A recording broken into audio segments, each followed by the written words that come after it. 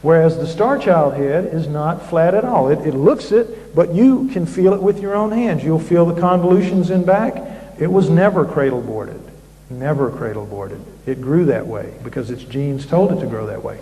It also told it to grow no inion. Now this is the inion, and this is real important, so I want everybody to do it. Reach around, feel to the back of that knot on the back of your head. This is real important. It's called the inion, and feel right underneath it. First thing you feel is muscles attached to it, right? It's where your neck begins. Your neck attaches, there are two big muscles attached here, but that knot is the beginning of your neck, and from here all the way down here through here, that's neck for a normal human. Now with the Starchild, there is no inion. Not only that, the inion is a dent. You can feel that as well. You can see it. It's a dent. So it comes down, and its neck doesn't begin till down here. So its neck is this little bitty thing right here. Its neck is about the third size of ours. Pretty weird. But its chewing muscles, we're going to look at that right now. If you see this is the zygomatic arch here, the cheekbone would come through here. I could stick two fingers through this head, which is they're both about the same size. I can stick two fingers up through the zygomatic arch, and that's how thick the chewing muscles are. And they come up through here. You can see the line on the skull. It's very clear. You can see the line right here, coming through, down, down, down, coming around, coming around, coming around. That's the chewing muscles all attaching through here. With the Starchild, you've got the zygomatic arch starts right there, and it's little, and you can get maybe a couple of drinking straws through there if it was there, and it only comes up through about right there, about 1/3 what it does over here. Next slide. Human versus Starchild. It's amazing, and you can see the little pocking of the bones where the muscles attach to it. It's amazing. Now, how do you suppose in deformity something detaches the muscles from where they should be and reattaches them down here? Next slide. Okay, here we see the rear shot, rear view, and look at that. See the inion, the knot right here? Look at those two big dents there where the muscles attach, and all through here. And you can see the Starchild, that's its inion, because this is so pressed up, gone, and you see the two dents right here for the neck muscles attaching all the way down here. This is wrapping around. It's completely different. Look how much press up you have here for the occipital, parietal, and you can kind of see the dent here, the classic dent of the gray head. You know, they always have that heart shape with the little dent on the top. Here you go. There's your classic dent. You're looking at it, and that's one of the reasons. See what it normally looks like? So that's one of the reasons that the people thought, this could be the head of a gray, skull that goes in a gray. Next slide. Now this is me holding it so that you can see not only where the neck attachment goes versus the inion, but also the islands. Now these are real important. See these islands here? That's what they're called. These bone connectors between the suture lines.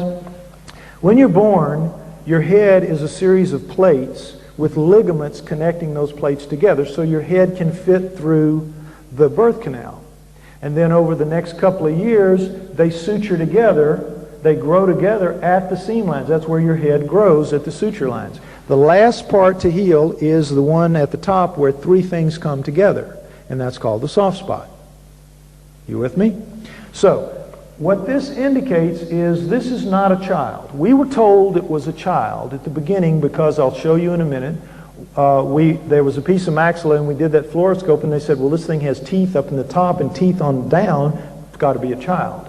But they weren't really that knowledgeable about it. But later, skull experts said, oh, no. You got islands like this. You're looking at something well up in maturity, 20, 30 years old, maybe more, to get that. So it's really not a Starchild. Not a child. Doesn't look like it if you judge by this. Okay, next slide. This is the neck connectors. So you see the inion and the two big muscle attachments and the difference in neck size. About a third, again, just like the chewing muscles, about a third of what it ought to be. Pretty weird. Next slide.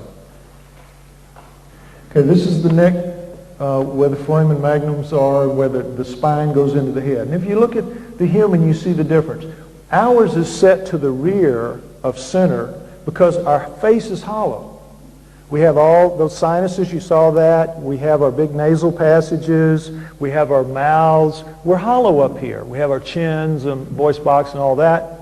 So you have to put it back of center to get a good balance point. With this, it's dead center because It's not hollow. There's no sinuses. There's no deep eye sockets going in, taking up room. And, you know, there may not be a neck or a voice box the way we have, because the neck is so small. But in any event, it sits on that skinny little neck it has. You can see the size of this neck versus this little bitty neck here. It sits on that little neck like a weird shaped golf ball. It's sitting up on a tee. Now, guess what? That's got better balance than we do. You can take like any heavy stick or like a baseball bat or whatever and hold it in your hand, and if you hold it vertically, it's pretty easy to hold. You tilt it even 1 or 2 degrees off of straight up and suddenly you have a strain. That's why our neck apparently has to be so big, because our neck's not balanced right. That neck, the head is set so that it balances, you know, it's like holding the thing vertically for whatever reason. All right, next slide. The balance points, see the difference? Now, the brains in here, let's talk about those for a minute because it's pretty interesting. This is a human about the size of a 12-year-old. And remember, it's small, about 5 feet tall. It's about the size of a normal 12-year-old. That brain should be 1,200 cubic centimeters in there. The Starchild's the same size. So it should have a brain capacity of 1,200 cubic centimeters. But guess how much it has? 1,600 cubic centimeters of brain in this head. Now, that's amazing. What an efficient use of space. It's just wall-to-wall brain. It's as much brain as you can cram in there. It's 200 cubic centimeters more than your brain or my brain. We average 1,400 cubic centimeters, those of us in this room. 1,400. It's 200 more. But it's fully 1/3, again, more than what it ought to be, 1,200 to 1,600. It's a huge brain, a huge, huge leap. 200 cubic centimeters, a leap in brain is a leap in species.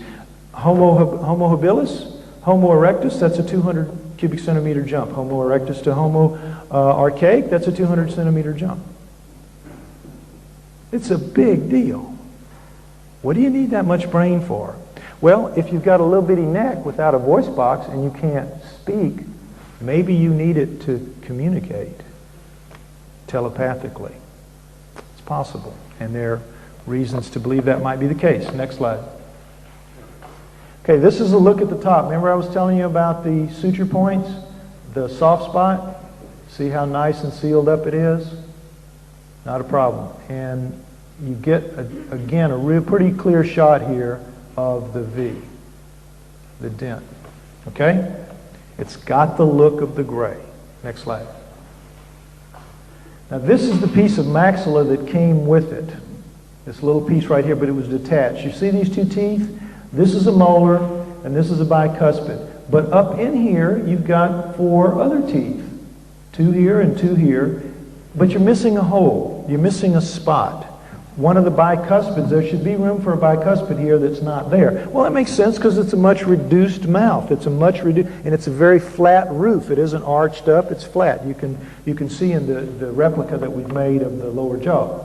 But interestingly, this bicuspid right here, I finally got an expert to look at it. She said, you know, this is really weird because this is how a molar is supposed to look at the root, but a bicuspid is supposed to bifurcate, meaning split, up in the bone, much higher than that. But look, she said, you can see the split on this bicuspid. So she said, this is, not only does it show wear down on the crowns, nothing like the human, by the way. The human's teeth are really worn heavily.